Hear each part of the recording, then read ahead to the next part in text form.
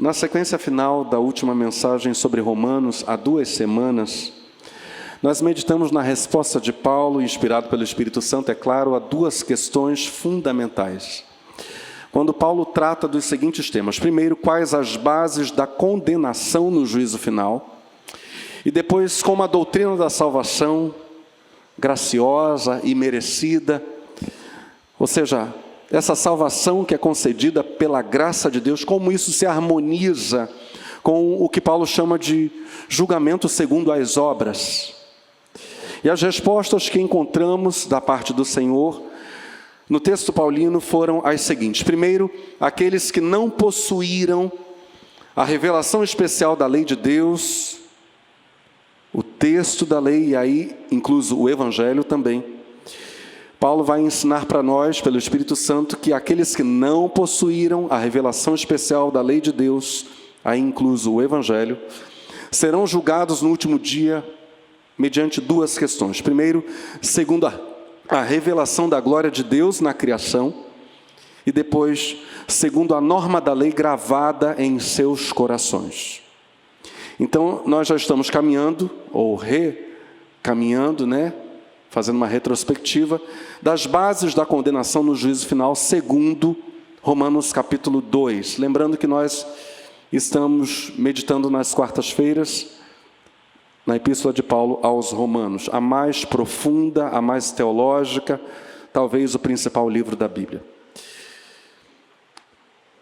Em segundo lugar, vimos que aqueles que possuíram a revelação especial de Deus, ou da lei de Deus, mas rejeitaram o Evangelho, eles serão julgados no último dia mediante 3 coisas. Paulo vai dizer que serão julgados pela revelação natural em si mesmos e na criação.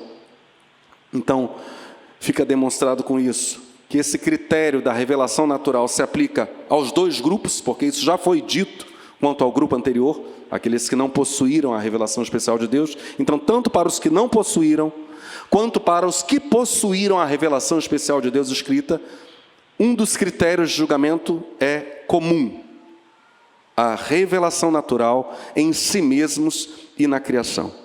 Em segundo lugar, aqueles que possuíram a revelação especial de Deus, mas rejeitaram o Evangelho, serão julgados pela revelação especial da lei escrita. Um critério que vai se aplicar a alguns, evidentemente, entre eles, boa parte do povo judeu.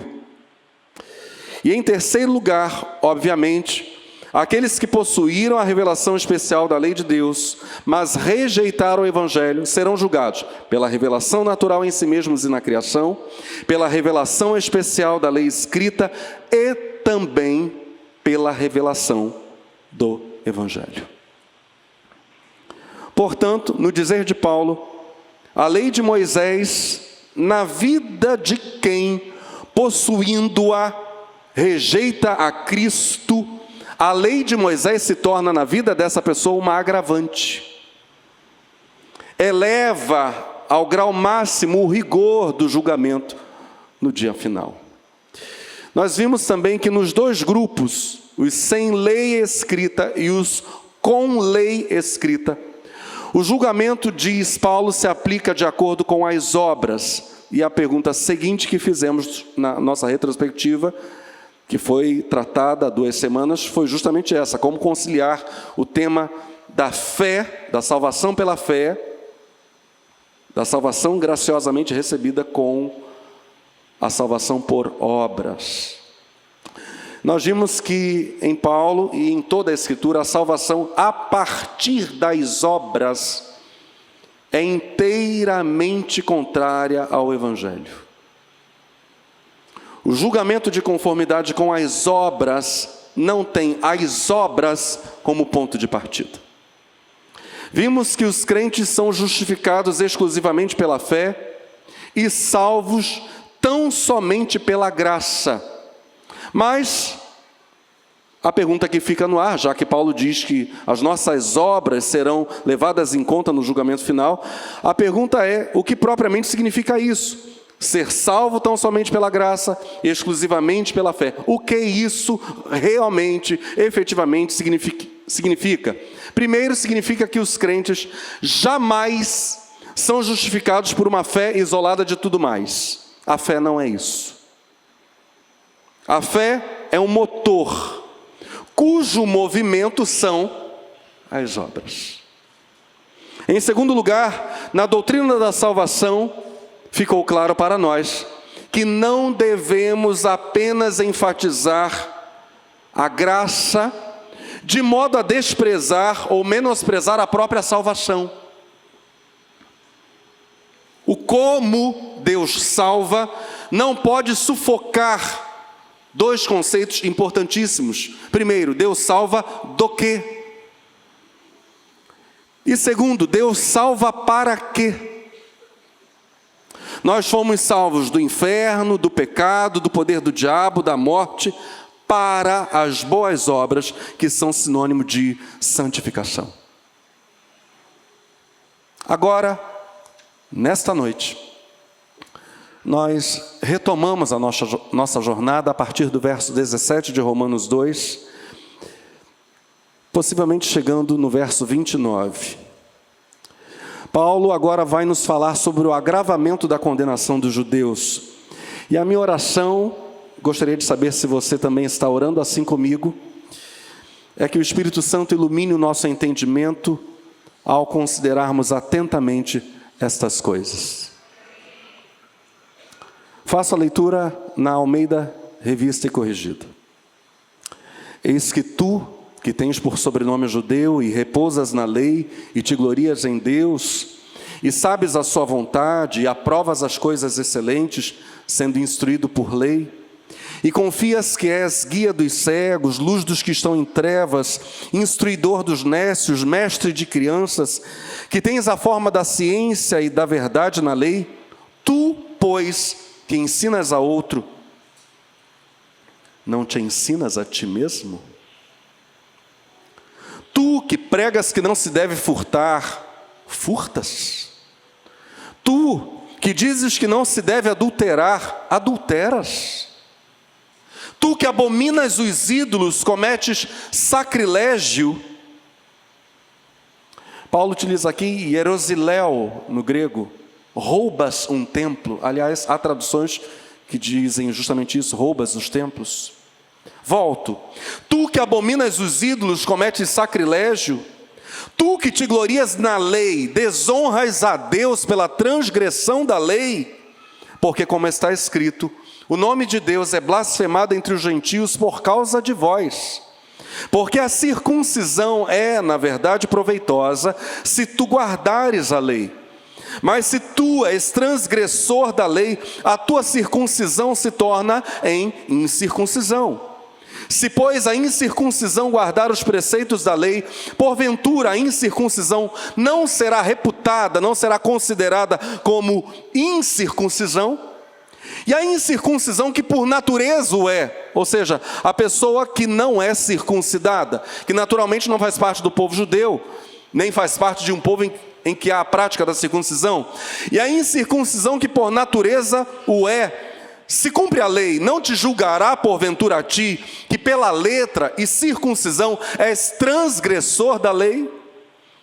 Porque não é judeu o que o é exteriormente, nem é circuncisão a que o é exteriormente na carne, mas é judeu o que o é no interior, e circuncisão a que é do coração, no espírito, não na letra, cujo louvor não provém dos homens, mas de Deus.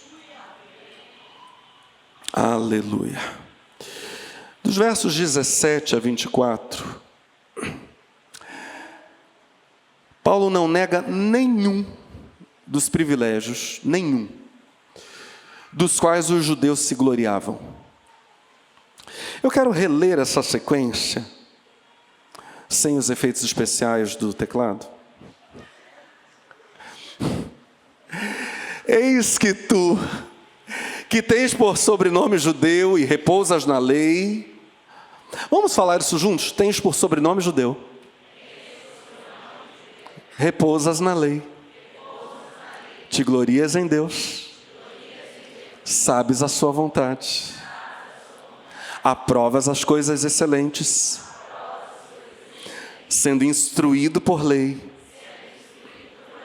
e confias que és guia dos cegos, luz dos que estão em trevas, instruidor dos nécios, mestre de crianças, que tens a forma da ciência e da verdade na lei.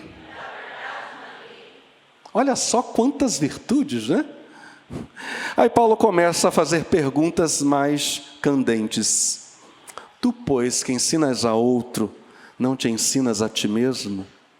Tu que pregas que não se deve furtar, furtas. Tu que dizes que não se deve adulterar, adulteras. Tu que abominas os ídolos, cometes sacrilégio.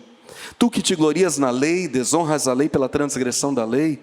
Porque, como está escrito, o nome de Deus é blasfemado entre os gentios por causa de vós. Em toda essa sequência, Paulo, repito, não nega nenhum dos privilégios dos quais os judeus se gloriavam. Paulo, olha que interessante, Paulo nem mesmo censura os judeus, repreende os judeus, por se gloriarem nos seus privilégios. Paulo confirma os privilégios, e uma única coisa Paulo censura: a hipocrisia. Na mente de Paulo, quanto maiores os privilégios, maior será a censura. Maior deverá ser a repreensão. Então, na mente de Paulo é inesquecível, é inescapável um princípio que Jesus Cristo expõe. Por exemplo, em Lucas capítulo 12, o Senhor diz expressamente a partir do verso 47: e o servo que soube a vontade do seu Senhor e não se aprontou, nem fez conforme a sua vontade, será castigado com muitos açoites. Mas o servo que não conhece a vontade de seu Senhor e que faz alguma coisa que merece castigo, será punido com poucas chicotadas. Sendo assim, para todo aquele a quem se dá muito, muito será pedido. E daquelas pessoas nas quais foi depositada a maior confiança, muito mais será exigido. Isso é Jesus, em Lucas 12, versos 47 e 48. Então Paulo tem em mente que quanto maior o conhecimento das coisas de Deus, quanto maiores os privilégios, mais grave, mais séria se torna a repreensão. Entretanto, nós precisamos fazer uma pergunta: quem é o judeu? Porque Paulo, em todo esse trecho, está falando a judeus propriamente. Quem é judeu? Mas nós vamos especificar a pergunta: quem é judeu segundo os judeus? Porque Paulo fala a homens que se vangloriam, não vangloriam, se gloriam, que se orgulham, que se gloriam dos seus pressupostos judaicos. Bem, com isso a gente já está respondendo a pergunta. Paulo responde justamente por meio dessas prerrogativas o que é um judeu, ou quem é um judeu segundo os judeus. Então vamos lá. Primeiro Paulo diz que o judeu, segundo os judeus, é aquele que repousa na lei. Ele descansa sobre a lei. Ele confia na lei. Ele se apoia na lei. Do que Paulo está falando? Paulo está dizendo de alguém que se sente parte do povo que recebeu a revelação especial da palavra de Deus. Eu sou parte do povo que recebeu a revelação dada a Moisés, aos profetas. Essa é a primeira sensação, no dizer de Paulo, que havia no coração de um judeu típico.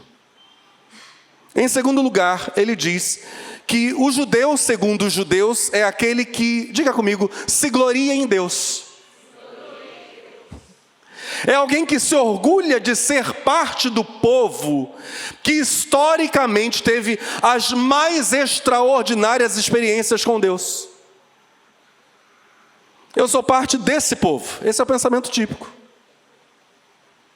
Detalhe: na escritura do Antigo Testamento, essa alegria, e por isso eu corrigi faz pouco, não é devido falar aqui de vanglória, mas de glória.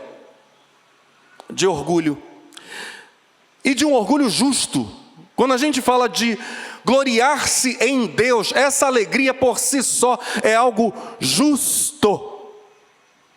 Gloriar-se em Deus faz até parte da adoração do povo de Deus. Isaías 45, 25, Jeremias capítulo 9 e outros textos falam justamente sobre gloriar-se no Senhor. Isso deve ser motivo de muito gozo no nosso coração. Eu sirvo ao Deus vivo. Eu não sirvo a um ídolo, não sirvo a uma invenção humana. Isaías 45, 25. Mas no Senhor será justificada e se gloriará toda a descendência de Israel. Jeremias 9, verso 24. Mas o que se gloriar, diz Deus, glorie-se nisto, em me conhecer e saber que eu sou o Senhor, que faço beneficência, juízo e justiça na terra, porque destas coisas me agrado, diz o Senhor. Quem serve a Deus tem todo o direito, é devido, encher a boca e dizer: eu sirvo ao Criador dos céus e da terra. Aquele a quem sirvo é a fonte de todas as coisas, é o Todo-Poderoso. Ele simplesmente falou e tudo veio a existir. Aleluia. Em terceiro lugar, depois de dizer que o judeu, segundo os judeus, é aquele que, vamos falar juntos, repousa na lei e se gloria em Deus, Paulo vai dizer que o judeu, segundo os judeus, é aquele que sabe a vontade de Deus, aprova as coisas excelentes, sendo instruído por lei. Ou seja, é alguém que sabe que é capaz de avaliar as próprias ações e as ações dos outros com base na palavra de Deus, portanto, na vontade de Deus. Ele aprova, inclusive, por causa desse conhecimento, ele é capaz de aprovar, diz Paulo, as coisas excelentes. Estamos juntos?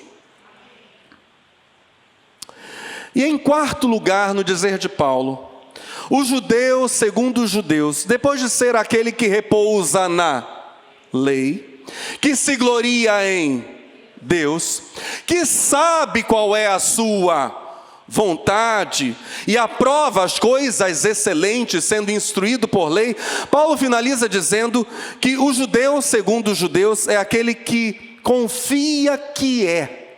Agora a gente vai repetir mais uma vez para internalizarmos o conceito. Vamos lá? Guia dos cegos, luz dos que estão em trevas, instruidor dos nécios, mestre de crianças. E Paulo diz que tem a forma da ciência e da verdade na lei. Ou seja, o judeu, segundo os judeus, é o verdadeiro sábio quanto à vontade de Deus, e que por isso mesmo serve de modelo, portanto, de guia para todas as nações da terra. O judeu, segundo os judeus, diz Paulo, é o guia.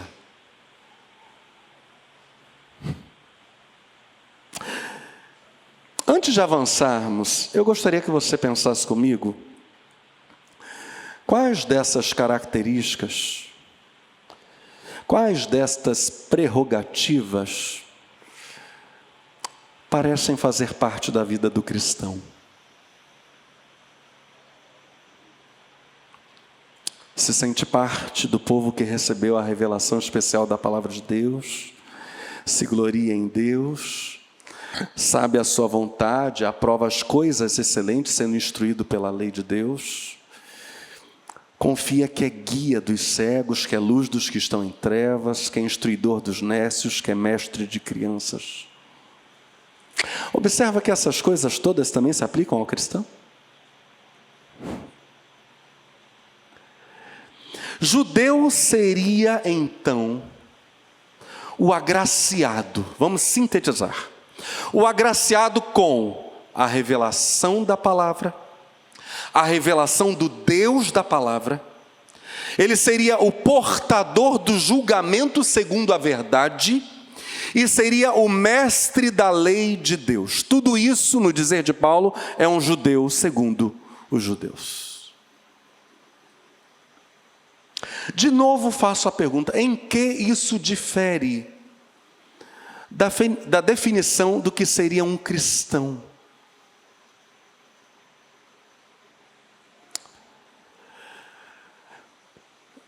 E nós precisamos ir pensando nisto até o fim da mensagem.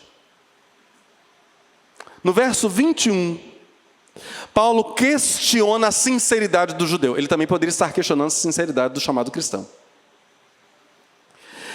Paulo questiona a sinceridade do possuidor de todas essas prerrogativas, usando a forma da última prerrogativa apenas. Tu, pois, que ensinas a outro, porque a última prerrogativa é guia dos cegos, luz dos que estão em trevas, instruidor dos nécios, mestre das crianças. Então, Paulo não vai citar os 4 pontos, as 4 prerrogativas. Ele faz uma pergunta final, usando apenas a forma da última. Tu, pois, que ensinas a outro, não te ensinas a ti mesmo? Com isso, Paulo está apresentando um novo conceito para nós.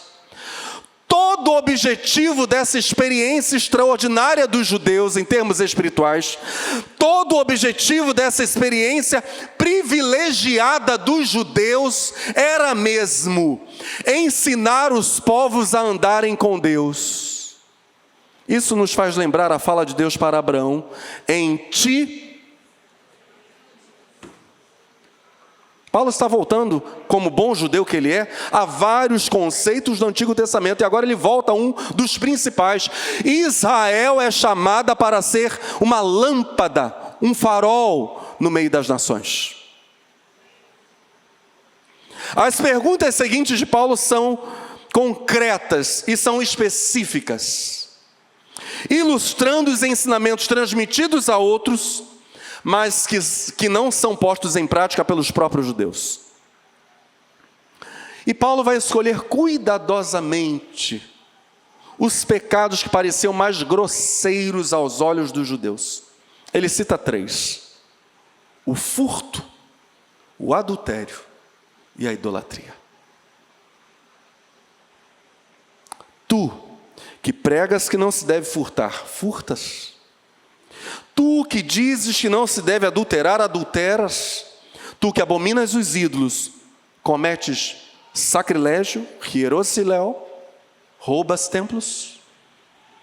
John Murray vai comentar isso dizendo o seguinte: nada evocava tanto desprezo dos judeus para com seus vizinhos pagãos, quanto a idolatria dos povos à volta. E o que era pior? No âmbito da imoralidade, e o que era pior no âmbito da imoralidade do que os excessos sexuais das nações pagãs? Agora, diz John Murray, os judeus são acusados dessas mesmas abominações.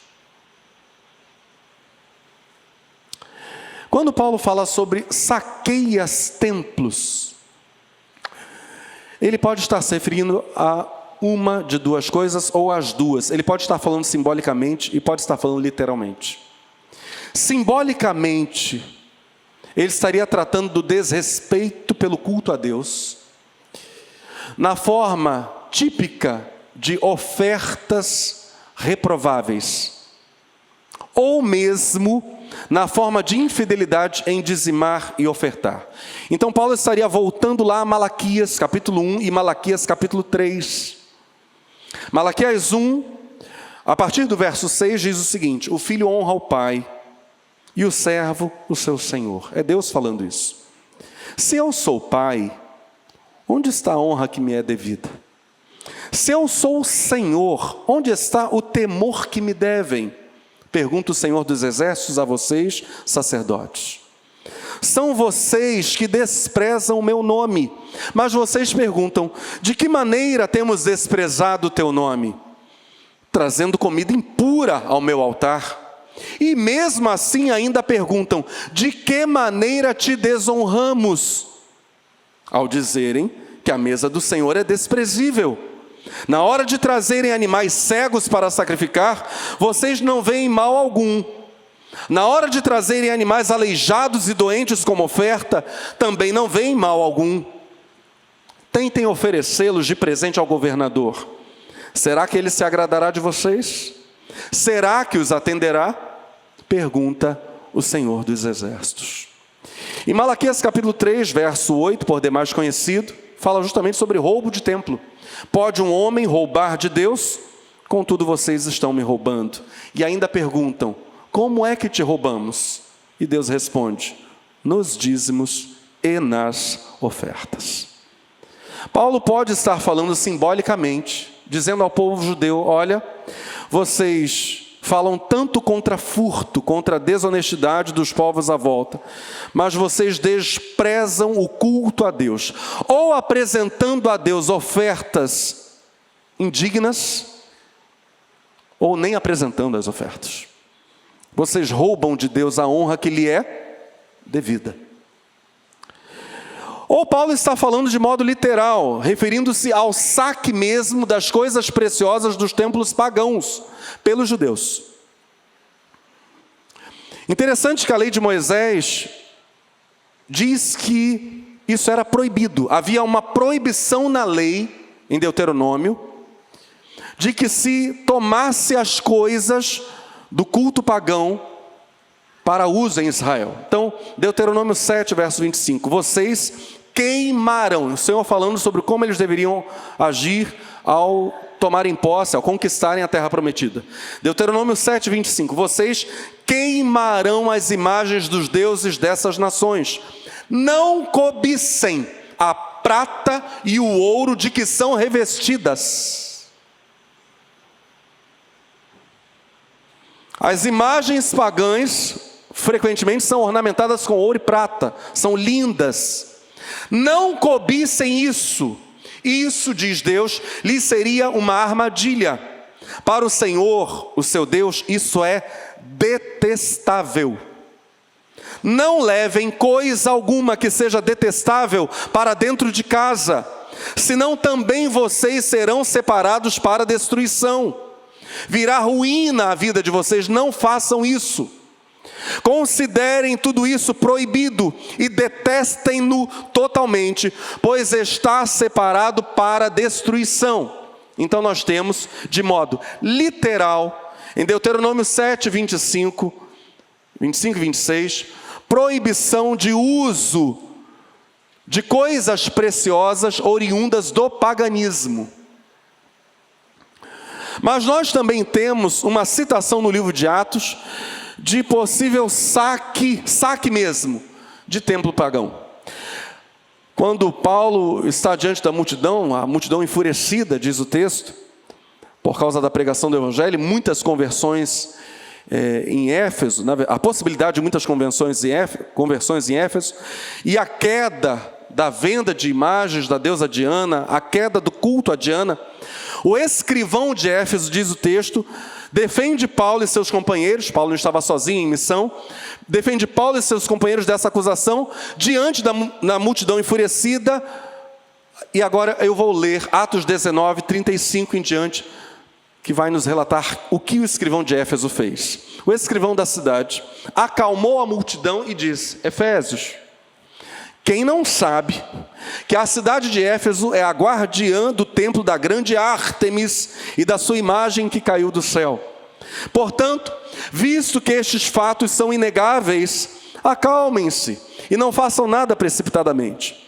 Vocês trouxeram estes homens aqui, embora eles não tenham roubado templos, nem blasfemado contra a nossa deusa. Esse fato, essa fala do escrivão de Éfeso, pode indicar que, literalmente, judeus chegassem a roubar templos. Isso causaria, no dizer de Paulo, um profundo ressentimento dos gentios contra os judeus. Isso serviria como motivo de blasfêmia contra o Deus vivo. Olha lá, eles falam contra os nossos deuses, mas roubam os templos dos deuses. Ué, se é coisa abominável, como eles têm as coisas abomináveis como coisas preciosas? Porque isso é zombaria ou blasfêmia contra o Deus vivo? Porque o pensamento dos gentios era o seguinte: um povo se assemelha ao seu Deus. Então, se um povo fosse capaz de praticar, no pensamento gentio, crimes tão graves, o Deus desse povo deveria ter o mesmo caráter defeituoso e deveria ser desprezado por causa disso. É um Deus incongruente, é um Deus incoerente, é um Deus que se contradiz.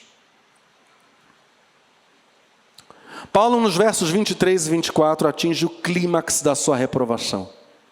Ele diz: tu, que te glorias na lei, desonras a lei pela transgressão da lei, porque, como está escrito, o nome de Deus é blasfemado entre os gentios por causa de vós. Revisando, Paulo vai dizer então que os pecados dos judeus forneciam os motivos, ou o motivo, para que os gentios blasfemassem contra Deus. E aqui está a grande ironia.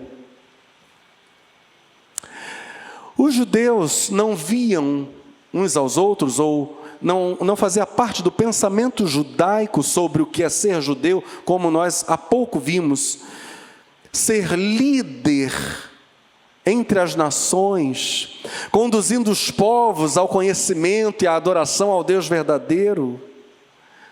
Paulo não tinha dito que era justamente isso, algo que povoava o pensamento judaico, mas aqui está a ironia. Os judeus, que afirmavam ser os líderes das nações na adoração ao Deus verdadeiro, eles tinham, no dizer de Paulo, se tornado os instrumentos para que o nome de Deus fosse blasfemado.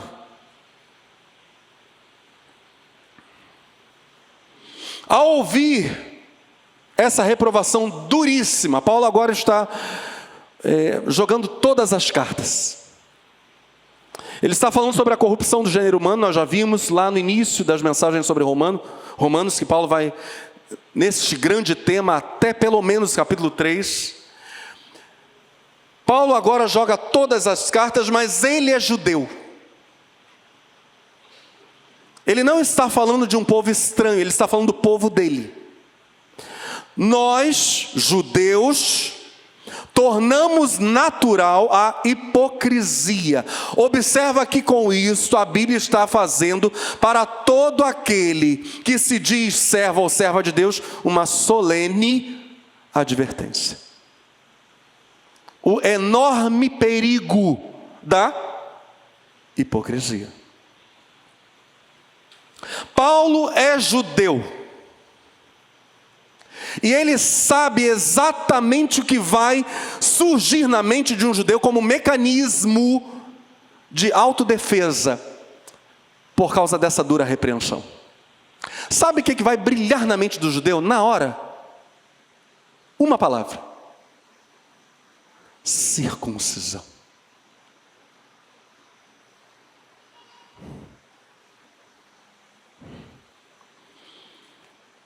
Ao ouvir essa dura reprovação da hipocrisia, Paulo sabe que um judeu tentaria defender-se invocando o seguinte: eu pertenço ao pacto de Deus com Abraão, eu sou parte do povo da circuncisão, eu sou parte do pacto da circuncisão.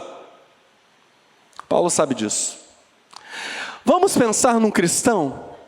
O que o cristão na hora vai invocar ao ser duramente repreendido por sua hipocrisia? Eu aceitei Jesus como Salvador. Eu fui batizado. É a mesma coisa. É exatamente a mesma coisa. Tem diferença alguma. Paulo sabe E imediatamente na sequência ele entra com o tema da circuncisão. A circuncisão poderia ser chamada por nós agora de o último reduto de autoproteção na mente de um judeu. O pacto. Para um cristão, aceitação de Cristo e batismo. Verso 25, o que parece então ser uma quebra de pensamento, não é quebra alguma, é apenas agudeza do raciocínio. Paulo não está quebrando o pensamento. Verso 25, porque a circuncisão é na verdade proveitosa, se tu guardares a lei. Mas se tu és transgressor da lei, a tua circuncisão se torna em incircuncisão.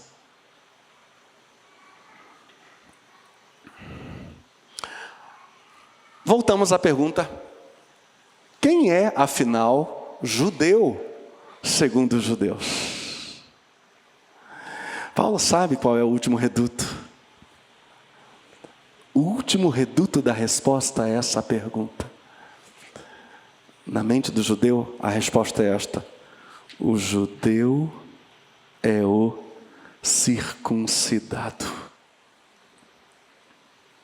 O judeu é o descendente de Abraão. Nós temos por pai, disseram eles a Jesus, a Abraão. Nós somos o povo do pacto. Deus fez conosco uma aliança. Meus irmãos, esta mensagem não se restringe a este auditório. Bem sei que há neste auditório muitas pessoas que, graças a Deus, nasceram de novo.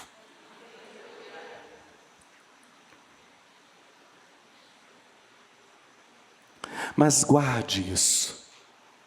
Sempre quando a hipocrisia quer mostrar a sua face, ela precisa de um combustível. A hipocrisia se escora na aliança.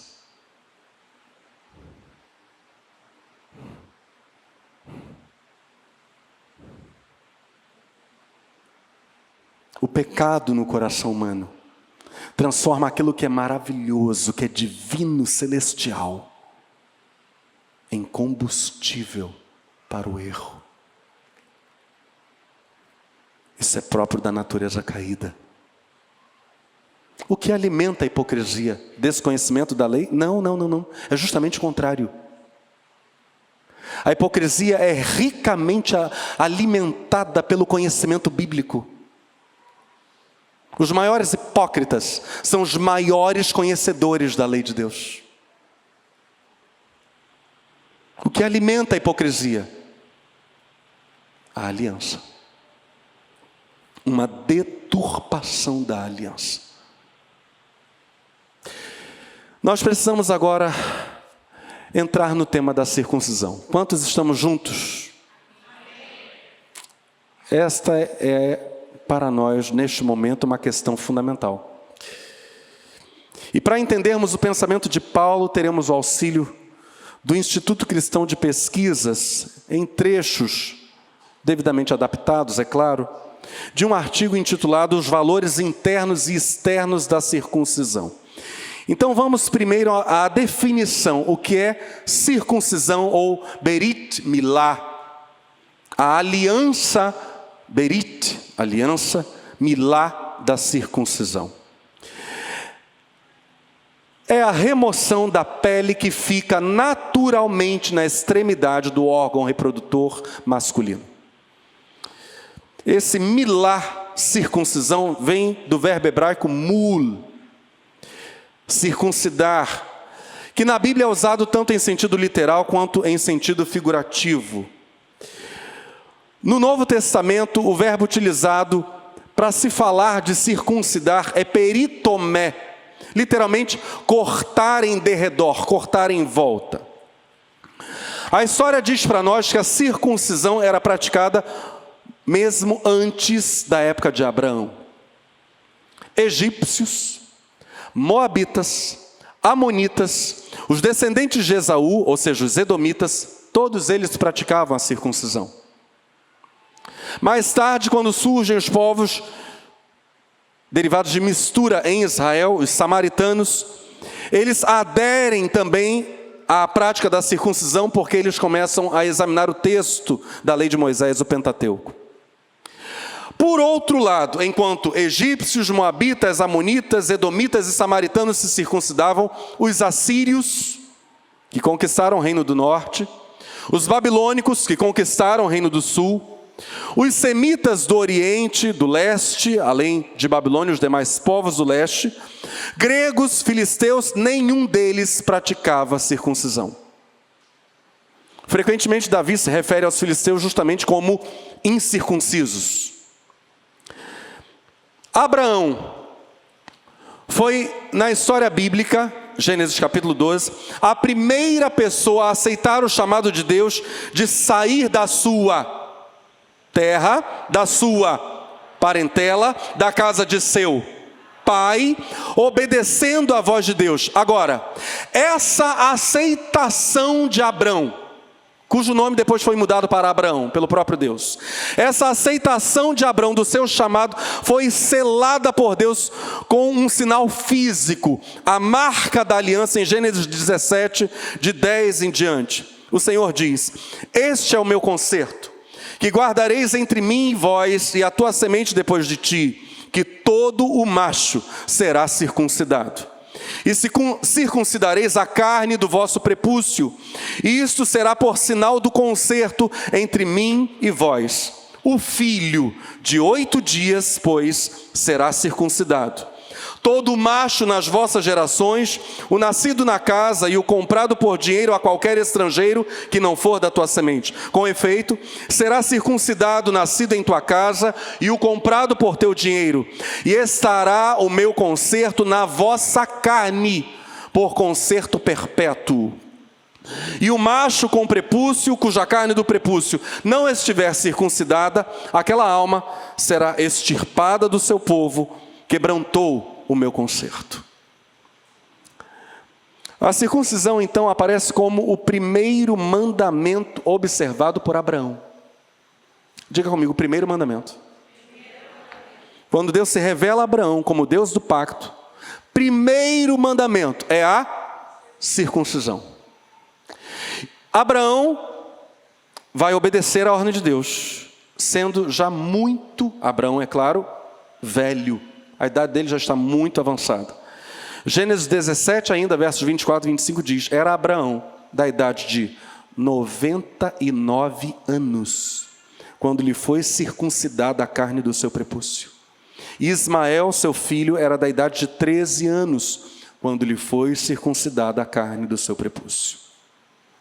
A Bíblia diz para nós que quando os hebreus, ou judeus, estavam prestes a celebrar a Páscoa, o Pessar em hebraico, todos os homens foram circuncidados, isso no Egito.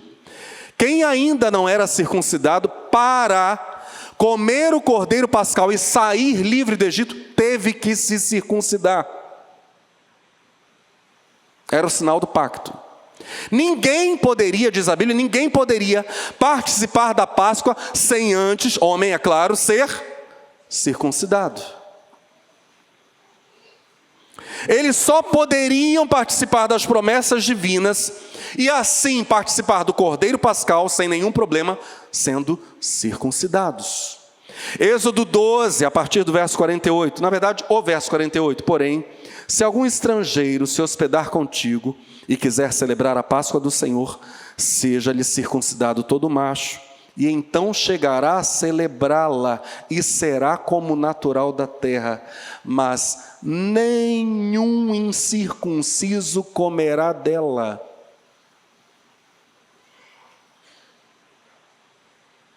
Circuncidem-se. Então, a circuncisão tornou-se um sinal de identificação do povo da aliança.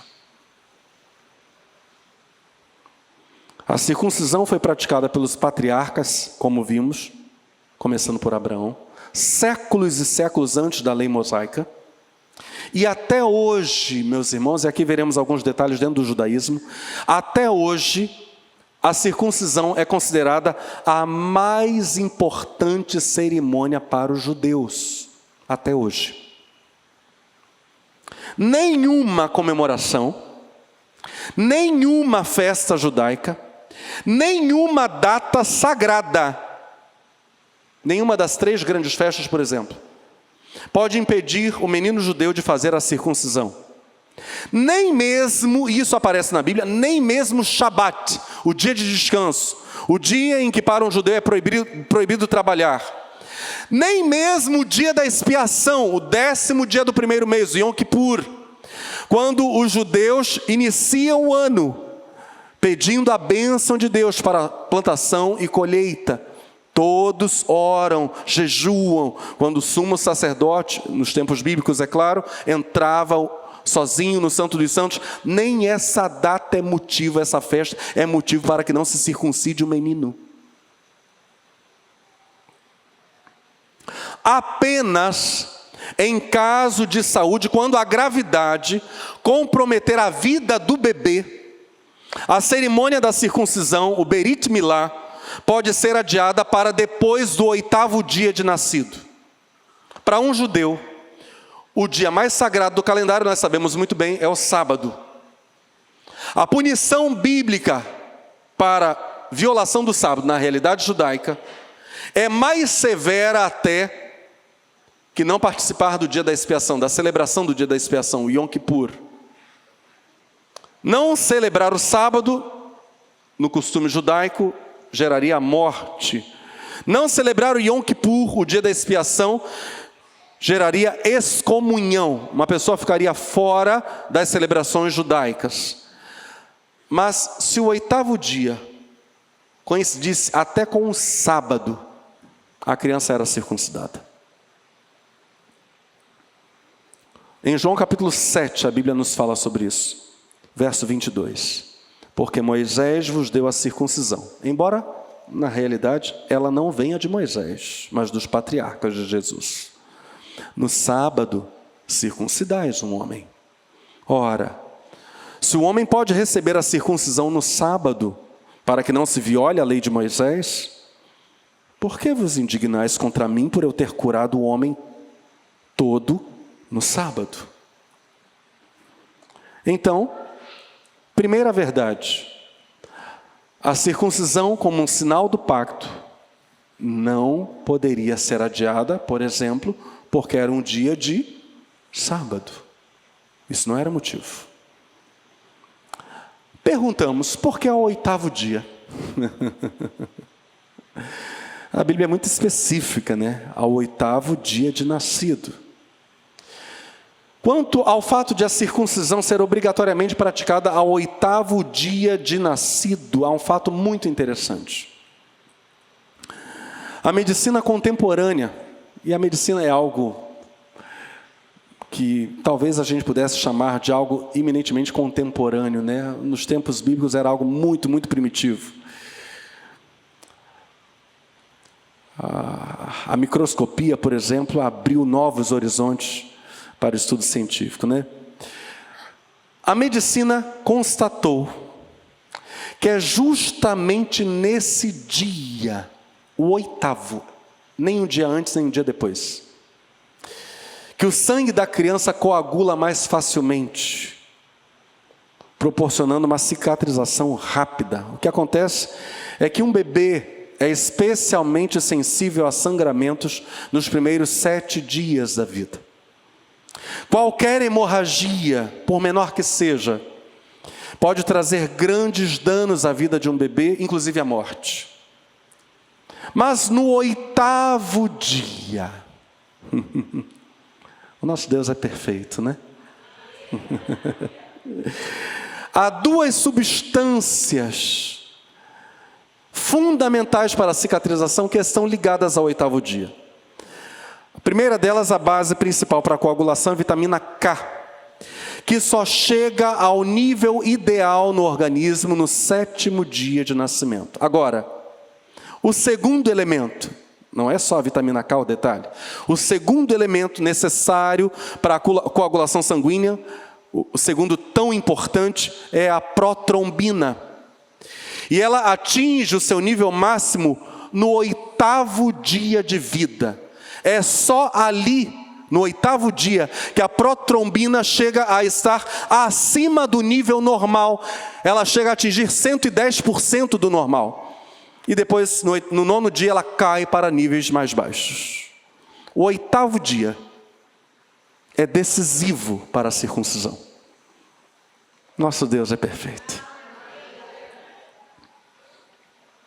O momento ideal é o 8º dia, tanto pela quantidade de vitamina K, quanto pelos níveis de protrombina. Em perspectiva médica, a circuncisão ela é aconselhável como medida sanitária. Hoje, diversos hospitais do mundo afora, os Estados Unidos que o digam, utilizam a circuncisão como processo rotineiro. Voltamos para o costume judaico. Perguntamos o seguinte: quem oficializa a circuncisão? Quem circuncida o menino judeu no... que dia? 8º dia. Originalmente, isso era uma obrigação do pai. Caberia ao pai impingir no corpo do filho o sinal da aliança. Primeiro exemplo na Bíblia foi Abraão. Atualmente, a circuncisão é realizada por um profissional chamado Moel, em hebraico. Ele é uma pessoa treinada, especializada para executar essa pequena cirurgia. Mas, olha que interessante, se o pai for uma pessoa habilitada a realizar circuncisão, não é permitido dentro do judaísmo que o pai delegue a função a nenhuma outra pessoa. Se ele sabe circuncidar, ele deverá circuncidar seu filho. Há um homem que segura a criança para que o Moel consiga circuncidar a criança. Esse homem que segura a criança é chamado de Sandek.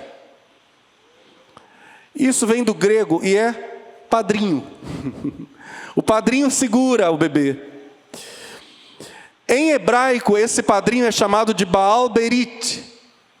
É o chefe da aliança, ou o senhor da aliança. E essa pessoa tem uma posição muito importante. Eu estou citando essas coisas aqui para que nós vejamos como para o judaísmo isso não é uma coisa sem importância. Isso é extremamente sério para um judeu. Estamos juntos? E a gente vai entender por que Paulo vai levantar essa questão. Durante todo o ritual da circuncisão, um assento, uma cadeira é posta ao lado da cadeira onde está sentado o Sandek, com o bebê no colo. Fica do lado dele uma cadeira vazia.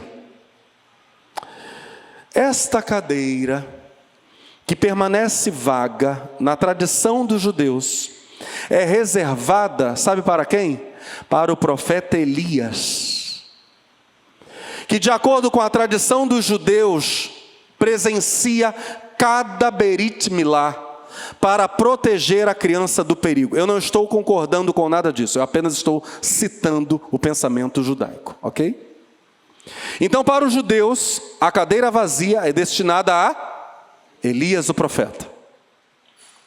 Todos os presentes acompanham a cerimônia da circuncisão de pé, exceto, é claro, o Sandek. Todos ficam de pé em reverência à ordenação divina. É algo muito sério. Antes e depois da circuncisão, são lançadas palavras de bênção sobre o bebê. E só depois que o menino é circuncidado, ele recebe o seu nome. Só então é revelado o nome.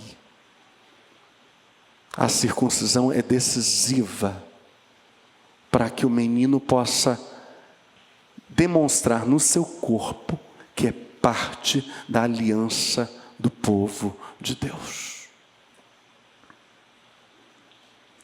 A retirada do sangue da circuncisão também é algo sagrado. Ela é conhecida como Ratafat Dam Berit, a extração do sangue da aliança. Perguntamos então, qual a relação entre circuncisão e judaísmo, propriamente dita? Na essência, o que passa na cabeça de um judeu quanto à circuncisão? Primeira coisa, nós precisamos ter em mente que não é por meio da cerimônia da circuncisão que o menino é iniciado no judaísmo. Ele é judeu pelo seu nascimento. A circuncisão é o cumprimento na vida de um menino judeu,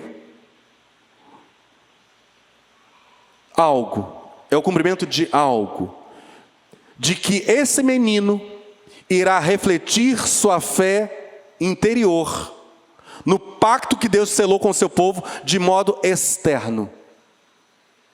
Ele verá no seu corpo o sinal da aliança e refletirá externamente a sua fé interior no pacto que Deus selou com o povo dele. O Talmud, que é a transcrição da tradição oral dos judeus, os debates rabínicos, os discursos rabínicos, a transcrição disso em forma escrita, evidentemente, é o Talmud. O Talmud que apresenta, então, detalhes sobre a vida cotidiana, como deveriam viver os judeus, como devem praticar os rituais, como é, inclusive, o pensamento judaico ao professarem a sua fé. O Talmud diz o seguinte: um judeu permanece judeu para sempre, mesmo se ele cometer um pecado. Como pecador, ele pode perder certos privilégios, mas não perde seus direitos de judeu. Um judeu é judeu para sempre. Mas vamos a um problema, porque nós começamos falando sobre o que Paulo diz acerca de conceito do ser judeu para os judeus. Entre os judeus, não há um consenso pleno, não há, quanto à definição de quem é judeu. Há pelo menos duas maneiras de se fazer parte da comunidade judaica. Segundo o rabino, importantíssimo, rabino Yitzhak Herzog, cito a fala dele: somente é judeu o nascido de mãe judia. Se a mãe não for judia e o pai sim, o filho não é judeu. A única maneira pela qual, ainda Yitzhak Herzog, a única maneira pela qual alguém cuja mãe não é judia pode tornar-se judeu é converter-se. Para a conversão de uma mulher, diz esse rabino, é necessária a imersão, o batismo, a mikvah. Para o homem são necessárias a imersão e a circuncisão. Aqueles que nasceram judeus e os convertidos são judeus para sempre. Segunda maneira de se fazer parte da comunidade judaica, e aqui nós vamos a uma fala de um ex-primeiro-ministro de Israel, David Ben-Gurion. Ele morreu em 73. Ele disse o seguinte: qualquer um que se declare judeu, viva como tal e esteja interessado no bem-estar dos judeus, é considerado judeu, independente da fé professada por sua mãe. Qualquer um que se declare judeu, viva como tal e esteja interessado no bem-estar dos judeus, disse esse primeiro-ministro de Israel, é considerado judeu, independente da fé professada por sua mãe. Vamos para a Bíblia. Entre o rabino e o primeiro-ministro Quem será que a Bíblia diz no Novo Testamento estar com a razão? A resposta é clara. Paulo diz que o primeiro-ministro de Israel está com a razão. Porque não é judeu o que o é exteriormente, nem é circuncisão a que o é exteriormente na carne, diz Paulo, mas é judeu o que o é no interior, e circuncisão a que é do coração, no espírito, não na letra, cujo louvor não provém dos homens, mas de Deus. O mais importante, diz Paulo, é que a circuncisão tem um sentido espiritual enorme. Ela aponta para o fato de que o Deus eterno requer do seu povo pureza e compromisso interiores pela circuncisão do coração.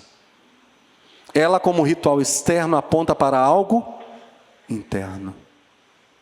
E o Senhor, teu Deus, circuncidará o teu coração e o coração de tua semente, para amares ao Senhor teu Deus com todo o coração e com toda a tua alma, para que vivas. Eu li Deuteronômio 30, verso 6. E Deuteronômio 10, verso 16 diz: circuncidai, pois, o prepúcio do vosso coração, e não mais endureçais a vossa cerviz.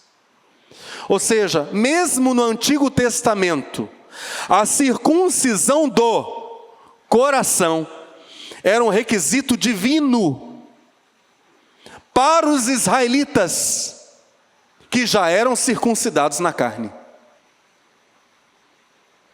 Deus diz: eu quero o coração de vocês circuncidado. Eu quero que vocês removam os excessos, removam tudo que está sobrando, tudo o que possa ser fonte de qualquer impureza. Eu quero que vocês removam isso. Eu quero o coração de vocês. Então, finalizemos esta mensagem. Vamos para a sequência final. Meus irmãos, semana passada eu disse para minha esposa: amor, Poyang Cho, ele diz algo muito interessante. Ele faz uma crítica muito dura aos americanos, dizendo que os americanos se especializaram em transformarem os cultos em entretenimento de segunda categoria. E ele diz assim: na Coreia do Sul não é assim.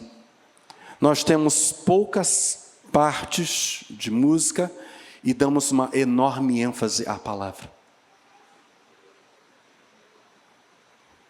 Isso dizia o pastor da maior igreja do mundo. Que a palavra de Deus transforme o nosso entendimento. Aleluia. A palavra, a preciosa palavra que criou o universo. Aleluia, aleluia. Vamos à sequência final. Falemos sobre a verdadeira circuncisão, então. Já que Deus exige até do Israel circuncidado na carne a circuncisão do coração, existe uma circuncisão verdadeira. O mandamento da circuncisão dirigido a Abraão é uma aliança eterna com os filhos de Israel, é uma aliança de afinidade de Deus com o povo judeu, na qual Deus se compromete a tornar os descendentes de Abraão uma grande nação e separá-los como um povo especial para si. A circuncisão para o judeu é uma identificação, não se distraia. A circuncisão para o judeu é uma identificação pessoal e intransferível, outorgada pelo Deus de Israel, que diferenciava o seu povo, o povo de Israel, das demais nações. Note que para os judeus não se tratava apenas de costume, não se tratava apenas de uma questão médica, mas era efetivamente, como Deus disse em Gênesis 17 a Abraão, o elo que mantinha o povo hebreu unido ao longo dos séculos na presença de Deus. Um rabino vai dizer, Isaac diz: o povo judeu cumpre com muito amor esta mitzvah, esse mandamento, há milhares de anos. A circuncisão nos une. A marca na nossa carne de que Deus nos separou para si. Meu Deus. Isso é forte, meus irmãos. Isso é algo muito intenso, muito forte, muito poderoso. Qual é logo, diz Paulo, a vantagem do judeu? Ou qual a utilidade da circuncisão? E aqui eu estou antecipando algo que ele vai dizer no capítulo 3. Olha o que Paulo responde. Muita, em toda maneira. Volto à leitura. Qual é logo a vantagem do judeu? Ou qual a utilidade da circuncisão? Muita, em toda maneira. Porque primeiramente as palavras de Deus lhe foram confiadas. E Paulo repete essa ideia de privilégio em Romanos capítulo 9, verso 4, quando ele vai dizer: também é dos judeus a adoção de filhos e a glória e os concertos e a lei e o culto e as promessas. Deus os separou como um sinal entre as nações. A circuncisão como aliança foi dada por Deus a Abraão em um determinado tempo, num determinado espaço, com a intenção de Deus gerar para si um povo santo. Porque eu sou o Senhor, que vos faço subir da terra do Egito, para que eu seja vosso Deus, e para que sejais santos, porque eu sou santo. Levítico 11, 45, o povo da aliança, separado para ser santo. Portanto, a circuncisão é na verdade proveitosa, diz Paulo em Romanos 2, 25, texto que nós lemos hoje. Se tu guardares a lei, mas se tu és transgressor da lei, a tua circuncisão se torna incircuncisão. Se você desonra o mandamento de Deus, a marca no corpo não cumpre o seu propósito. O sinal não sinaliza coisa alguma. Isto vale também para o nosso batismo. Lembra que essas coisas são Novo Testamento. Nós estamos em Romanos capítulo 2. O sinal da aliança é algo externo que tem que efetivamente demonstrar uma realidade interna. Por isso, quando o eunuco pergunta a Filipe: eis aqui água que impede que eu seja batizado, Filipe diz: é lícito se crês. E o eunuco responde: creio que Jesus Cristo é o Filho de Deus. Então ambos desceram a água e o eunuco foi batizado. Eis todo o trecho paulino que temos examinado desde 2 semanas atrás, quando entramos na sequência final, começamos a entrar em Romanos 2. Leamos desde o verso 13. Os que ouvem a lei não são justos diante de Deus, mas os que praticam a lei hão de ser justificados. Porque quando os gentios que não têm lei fazem naturalmente as coisas que são da lei, não tendo eles lei, para si mesmos são lei, os quais mostram a obra da lei escrita no seu coração, testificando juntamente a sua consciência e os seus pensamentos, quer acusando-os, quer defendendo-os, no dia em que Deus há de julgar os segredos dos homens por Jesus Cristo, segundo o meu evangelho. Eis que tu, que tens por sobrenome judeu, e repousas na lei, e te glorias em Deus, e sabes a sua vontade, e aprovas as coisas excelentes, sendo instruído por lei, e confias que és guia dos cegos, luz dos que estão em trevas, instruidor dos nécios, mestre de crianças, que tens a forma da ciência e da verdade na lei, tu, pois, que ensinas a outro, não te ensinas a ti mesmo? Tu, que pregas que não se deve furtar, furtas? Tu, que dizes que não se deve adulterar, adulteras? Tu, que abominas os ídolos, cometes sacrilégio? Tu, que te glorias na lei, desonras a Deus pela transgressão da lei? Porque, como está escrito, o nome de Deus é blasfemado entre os gentios por causa de vós. Porque a circuncisão é, na verdade, proveitosa, se tu guardares a lei. Mas se tu és transgressor da lei, a tua circuncisão se torna em incircuncisão. Se, pois, a incircuncisão guardar os preceitos da lei, porventura a incircuncisão não será reputada como circuncisão. E a incircuncisão, que por natureza o é, se cumpre a lei, não te julgará porventura a ti, que pela letra e circuncisão és transgressor da lei? Porque não é judeu o que o é exteriormente, nem é circuncisão a que o é exteriormente na carne, mas é judeu o que o é no interior, e circuncisão a que é do coração, no espírito, não na letra, cujo louvor não provém dos homens, mas de Deus. Paulo é taxativo. Sem obediência, a circuncisão para os judeus se transforma em incircuncisão. O mesmo apóstolo Paulo afirmou que a verdadeira, agora veja isto, Filipenses capítulo 3:3, a verdadeira circuncisão somos nós, que servimos a Deus no Espírito e nos gloriamos em Jesus Cristo e não confiamos na carne. Paulo ainda diz, mas agora em Cristo Jesus, Efésios capítulo 2, vós que antes estáveis longe, já pelo sangue de Cristo chegastes perto, porque Ele é a nossa paz, o qual de ambos os povos fez um.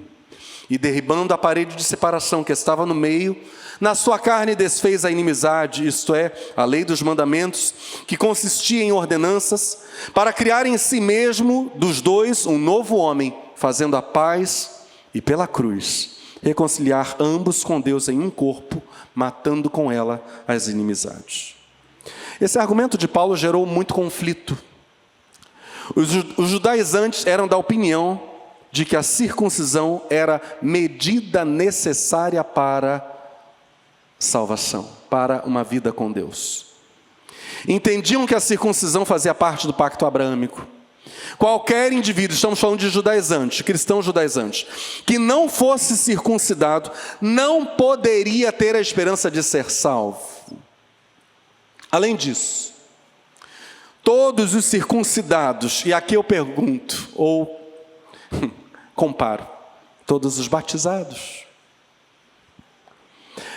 Além disso, para eles, todos os circuncidados, para os judaizantes, estavam já automaticamente absolvidos de todo julgamento. Então, finalizemos. Qual era, na Escritura, o valor da circuncisão? Ao vermos esses últimos pontos, pensemos qual o valor dos nossos atos externos. Questão número 1. A circuncisão era o sinal do pacto abraâmico, além de ser um dos muitos privilégios de Israel que fazia deles, no dizer de Paulo, uma sociedade, em certo sentido, superior. 2. A circuncisão tinha valor como preparação para coisas melhores que viriam. Preparação para coisas melhores. Ela falava sobre santificação. E essa grande santificação, essa santificação profunda no coração, teria lugar na vinda de Cristo. A circuncisão falava de identificação com a geração de Abraão. E isso anuncia Cristo, o grande descendente de Abraão. Em terceiro lugar, a circuncisão falava de um povo que estava separado, um povo santificado. Tornava esse povo consciente dos seus privilégios. E se esse povo, diante dos seus privilégios, se abrisse para buscar intensamente ao Senhor, agiriam com sabedoria e teriam grandes experiências com Deus. Esse povo teria grandes experiências com Deus. Vamos trazer isso para a nossa realidade. Quantos aqui já desceram as águas batismais? Isso é um prenúncio. O nosso batismo nas águas foi a anunciação de coisas melhores. Pastor, coisas melhores? Preste atenção, estamos falando de coisas melhores. Porque o batismo nas águas, a união com Cristo, é morte do velho, mas fé cristã não é apenas morte do velho, é vida no Espírito. Não é apenas morte, é ressurreição. A igreja está aí? Pastor, o nosso batismo anunciou coisas melhores que Deus está disposto a fazer. A busca intensa seria a marca dos sábios, que entenderiam, que estariam conscientes dos seus privilégios. A circuncisão era algo privilegiado dos judeus, como foi entregue a Abraão. Em quarto lugar, a circuncisão afetava, evidentemente, o órgão gerador. E isso já demonstrava a geração de vidas separadas. Dando atenção à mensagem de Deus, participando do concerto com Deus, os cristãos, evidentemente, participariam, comungariam com aquele que é a própria fonte da vida, e seriam capazes de gerar vida pelo Espírito de Deus. Há uma circuncisão que é a circuncisão do coração. Ou seja, a circuncisão física é, aspas bem grandes, mero sinal. A verdadeira fala de salvação. Agora veja que interessante. A circuncisão física era a remoção de uma característica natural. Algo natural ao menino, ao bebê. Como o pecado é natural à nossa natureza caída. Mas em Cristo o poder do pecado é removido. O batismo é um sinal, é um símbolo, mas ele aponta para uma substância real, a imersão nas águas do Espírito de Deus. Na nova aliança, o que precisa ser circuncidado?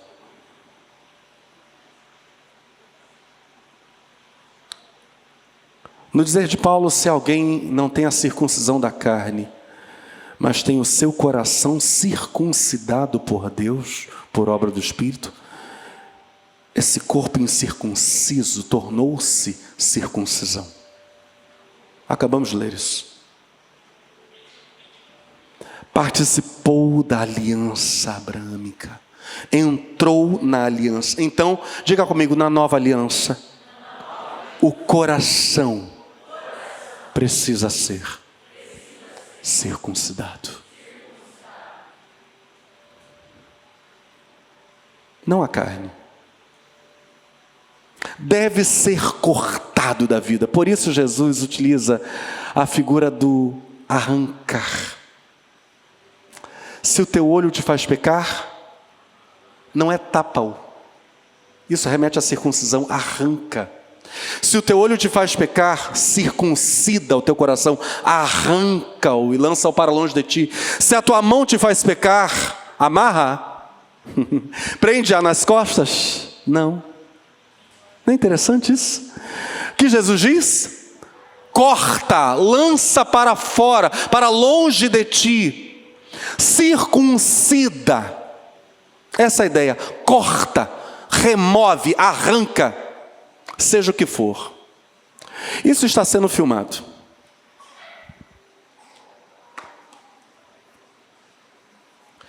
Para muitas pessoas, as mídias sociais são o próprio diabo.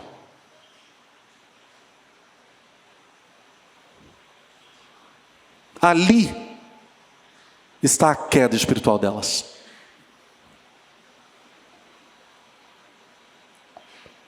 Graças a Deus, Aquidauana tem rio. O rio Aquidauana. Imagina um celular voando para dentro do rio. Que coisa maravilhosa. Um tablet. Para dentro do rio. Pastor, isso é poluição, tá bom. Vou corrigir, deixa o coitado do rio Aquidauana limpo. Arranca. Isso pode soar radical, tá? Mas que coisa mais radical do que a fala do próprio Senhor Jesus? Corta a mão. Claro que isso é simbólico. Mas a fala dele é absolutamente radical. Alguém ousaria dizer que Jesus era destemperado? Ninguém. Ele é o mestre, ele é o Senhor. Medidas drásticas. Muitas medidas para a santificação precisam ser drásticas mesmo. Não consegue? Então tá. Pá. Paulo encerra o capítulo 2 dizendo, vamos falar isso juntos, não é judeu, o que o é exteriormente, nem é circuncisão, a que é exteriormente, na carne, mas é judeu, o que o é no interior, e circuncisão, a que é do coração, no espírito, não na letra, cujo louvor não provém dos homens, mas de Deus. E aqui eu encerro dizendo o seguinte, esta virada conceitual que Paulo faz, se torna um trecho fundamental para nós compreendermos a teologia paulina em Romanos daqui em diante. Quando ele diz judeu, é judeu o que o é no interior. Isso vai fazer uma reviravolta conceitual enorme no texto de Romanos. Tudo que será dito de agora em diante vai precisar levar em conta esses dois versos finais de Romanos 2. Não é judeu o que o é exteriormente, nem é circuncisão a que o é exteriormente na carne, mas é judeu o que é no interior, e circuncisão a que é do coração, no espírito, não na letra, cujo louvor não provém dos homens, mas de Deus. Eu quero andar juntamente com você, como parte do povo da aliança. Não uma aliança feita apenas na carne, não apenas o descer das águas batismais, não. Eu quero andar como alguém cujo coração foi circuncidado. Quero andar como alguém cuja mente foi renovada pelo Espírito de Deus. Assim queremos andar. Assim iremos andar. Em nome de Jesus. Por favor, fique de pé no seu lugar.